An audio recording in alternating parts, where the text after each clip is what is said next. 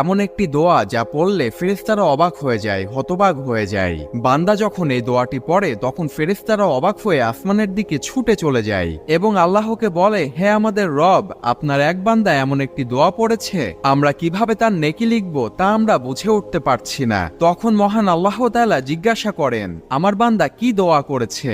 যদিও আল্লাহ তাআলা এ সম্পর্কে আগে থেকেই জানেন, তবুও তার ফেরেশতাদেরকে জিজ্ঞাসা করেন। তখন ফেরেশতারা বান্দার সেই দোয়া সম্পর্কে বলে। তখন আল্লাহ তাআলা বলেন, আমার বান্দা যেই দোয়াটি করেছে তোমরা শুধু সেইটাই লিখে রেখো, তোমাদের নেকি লিখার দরকার নেই, কেননা এর পুরস্কার আমি আমার বান্দার সাথে পরকালে সাক্ষাৎ করে নিজেই দান করব।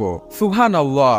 আর সেই বিশেষ দোয়াটি হচ্ছে, ইয়া রাব্বি লাকাল হামদু কামা ইয়ানবাগি লিজালালি ওয়াজিকা ওয়া আযামি সুলতানিক। এই ছোট্ট দোয়াটি অবশ্যই মুখস্থ করে নেবেন, কেননা এর পুরস্কার আল্লাহ তাআলা আপনাকে নিজেই দিবেন। ভিডিওটি শেয়ার দিয়ে অন্যকেও পড়ার সুযোগ করে দিন।